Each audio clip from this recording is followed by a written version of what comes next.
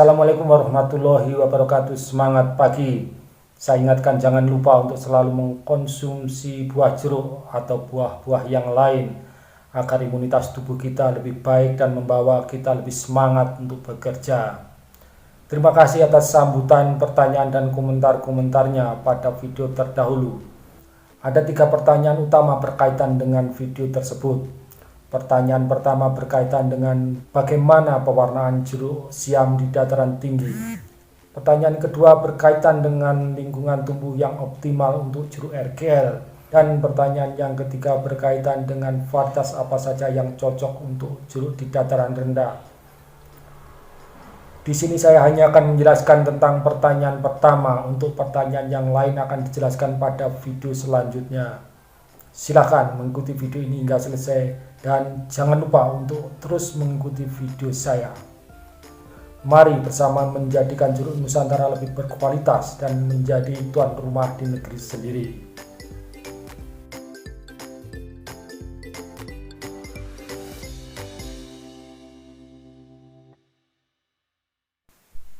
Topik yang akan kita bahas pada kali ini adalah tentang pewarnaan pada kulit buah jeruk yang akan kita bagi menjadi 3 subtopik. Pertama, berkaitan dengan pewarnaan kulit buah jeruk siam di dataran rendah dan dataran tinggi dan jeruk keprok. Yang kedua, pengaruh pemupukan dan pewarnaan pada kulit buah jeruk.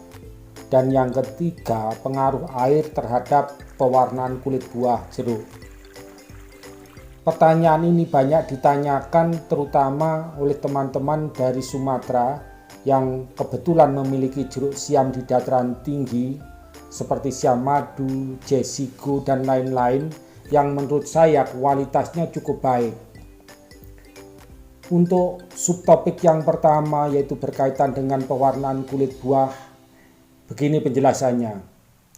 Sebetulnya bukan hanya jeruk keprok atau mandarin yang kulitnya bisa berwarna kuning. Sebagian besar jeruk memiliki potensi untuk berwarna kuning karena selain faktor genetik, pewarnaan buah jeruk juga dipengaruhi oleh faktor lingkungan dan bagaimana pengelolaannya, seperti bagaimana pemupukannya, bagaimana pengaturan airnya, dan kapan waktu dipanennya. Sebetulnya jeruk-jeruk yang dijual di pasar berwarna hijau seperti jeruk manis Pacitan atau jeruk baby yang terkenal manis, kemudian jeruk lemon, kemudian jeruk siam, itu mempunyai potensi untuk berwarna kuning. Bagi tanaman jeruk, suhu udara pengaruhnya sangat kuat terhadap pewarnaan. Di daerah panas atau dataran rendah, pewarnaan jeruk lebih banyak dipengaruhi oleh pigmen beta-kriptosantin, zat pembawa warna kuning, dan pigmen klorofil atau zat pembawa warna hijau. Oleh karena itu, tanaman jeruk di dataran rendah kalau sudah tua betul, warnanya kuningnya kuning kehijauan atau hijau kekuning-kuningan, jadi kuning pucat. Kalau kita amati di Indonesia ini lebih dari 60% populasi jeruk itu adalah jeruk siam dan lebih dari 75% itu berada di dataran rendah yang tidak mungkin untuk memiliki warna sebagus dengan jeruk di dataran tinggi. Kalau kita tunggu sampai lama, warnanya tetap juga tidak menarik. Dan akibatnya apa? Akibatnya tentunya kualitas buahnya sudah mulai menurun. Baik itu kandungan sari buahnya, kandungan nutrisinya, dan tentunya daya simpannya menjadi lebih pendek. Lalu kenapa jeruk siam yang ditanam di dataran tinggi warnanya bisa lebih menarik dibandingkan dataran rendah? Betul, jeruk siam di dataran tinggi memang lebih menarik dibandingkan dengan di dataran rendah. Tetapi tidak semenarik jenis keprok. Nah, berbeda dengan di dataran rendah, di dataran tinggi pewarnaan pada jeruk itu bukan sekedar dipengaruhi oleh pigmen klorofil dan beta kriptosantin, tetapi ada lagi yang namanya pigmen beta citraurin. Nah, pigmen beta citraurin ini yang membawa warna kuning kemerahan atau jingga atau oranye, dan pigmen ini terbentuk karena suhu rendah. Oleh karena itu, jeruk siam di dataran tinggi warnanya bisa lebih menarik dibandingkan dataran rendah. Tetapi sekali lagi masih kalah dibandingkan dengan warna yang dihasilkan oleh kelompok jenis keprok, karena secara genetik jeruk keprok memang lebih memiliki warna itu. Setelah kita memahami ini, saya kira kita tidak perlu lagi untuk merubah warna jeruk siam seperti jeruk keprok. Itu sesuatu yang tidak realistis dan tidak ekonomis. Biarkan warna jeruk siam tetap seperti itu, yang lebih penting adalah bagaimana meningkatkan penampilannya. Jadi bagaimana hijaunya tidak burik kusam, jadi warnanya mulus, itu yang satu. Kemudian ukurannya harus seragam. Kemudian bagaimana rasanya supaya lebih baik lagi. Tidak seperti yang pernah saya temui, beli satu jeruk isinya 5-7 buah, rasanya bisa 5-3 macam.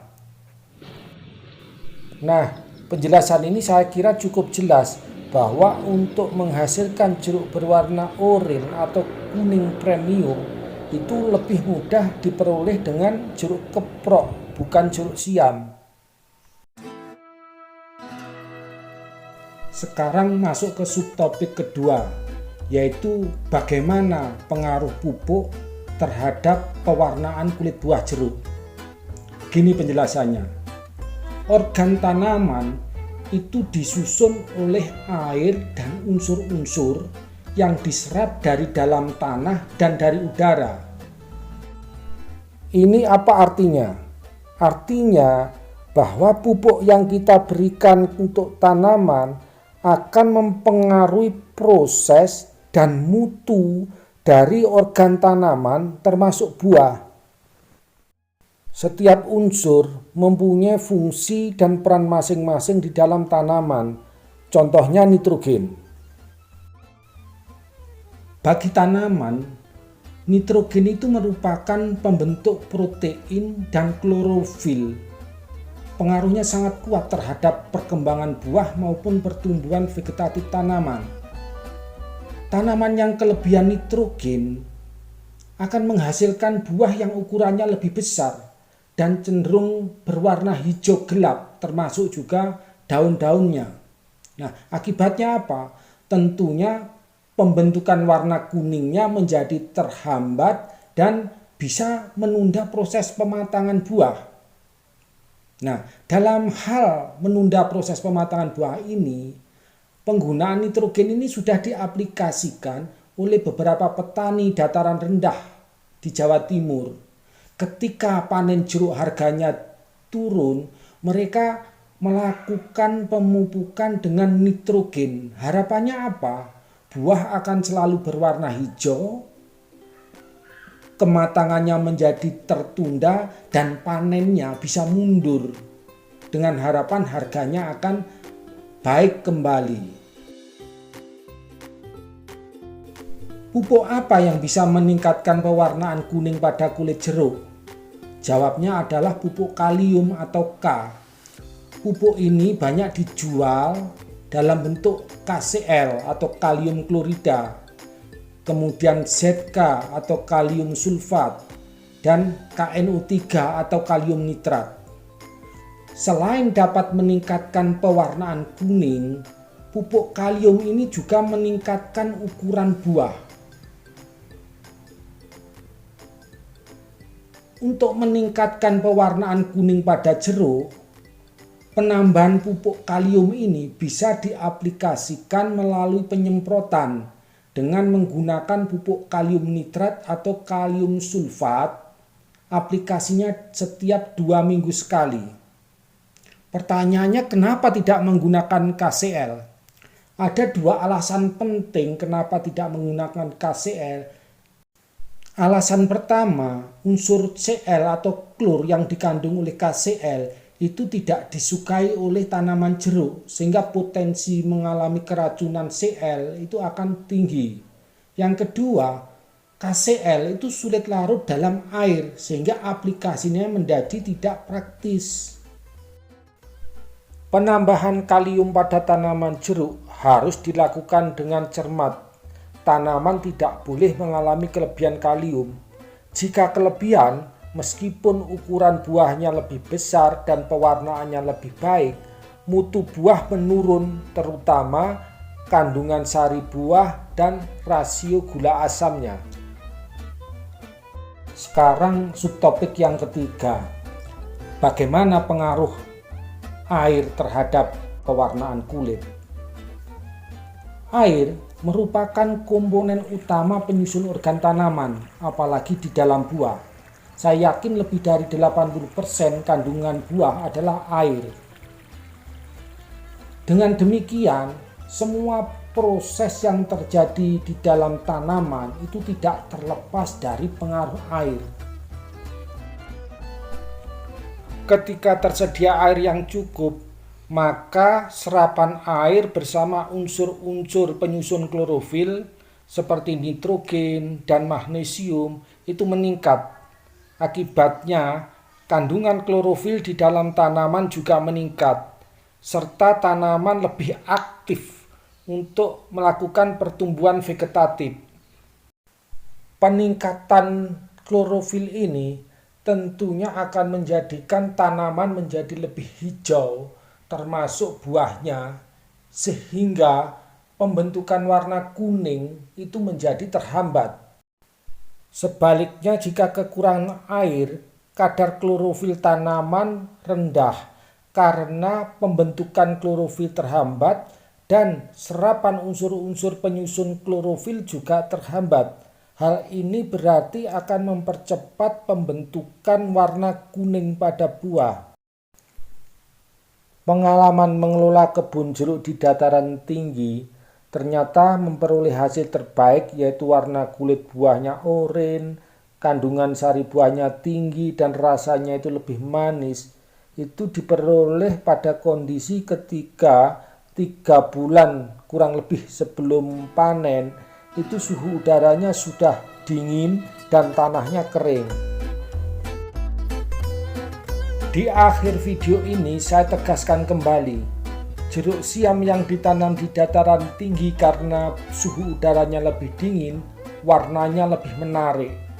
Kalau ingin menghasilkan jeruk yang memiliki warna oranye, lakukan penanaman di daerah dingin atau dataran tinggi. Ikuti dengan aplikasi pupuk yang tepat dan pengelolaan air yang benar. Satu hal lagi yang tidak kalah pentingnya adalah bagaimana kita menjaga buah-buah tersebut sampai berwarna oranye tanpa diserang oleh lalat buah.